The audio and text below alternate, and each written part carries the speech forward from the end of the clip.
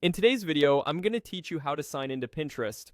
We'll walk through the standard email and password method plus two quick alternatives so you can get to your boards without any hassle. Start by opening your preferred web browser and heading to Pinterest.com. Make sure you're on the official site by checking the address bar for the correct URL and a secure connection indicator. A stable internet connection helps the page load quickly and avoids any hiccups while signing in. Once the homepage loads, look to the top right corner and click Login. This opens the sign-in window where you'll choose how you want to access your account. If you're using your email, click into the email field and type the email address connected to your Pinterest account. Take a second to double-check for typos.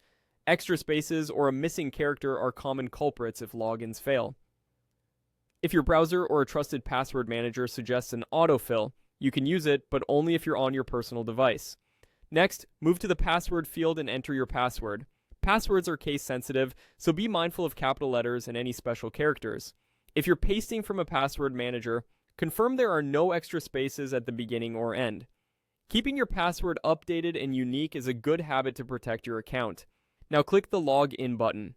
If your details are correct, you'll land on your home feed and can start browsing right away. Occasionally, you might be asked to confirm it's really you, for example, with a verification code or device prompt. Simply follow the on-screen instructions if that appears. On shared or public computers, remember to sign out when you're done. Prefer a faster method? You can scan a QR code to log in instantly. On the sign-in screen, select the QR option to display a code. Then, on your phone, open the Pinterest app and follow the on-screen prompts to scan the code. This securely connects your phone to your browser session without typing your password, which is especially handy if you're prone to typos. You can also continue using your Google account. Click Continue with Google, choose the Google account you want to use, and approve any prompts that appear. This option signs you in using your Google credentials, which can be convenient if you already stay signed in to Google on your device. That's it.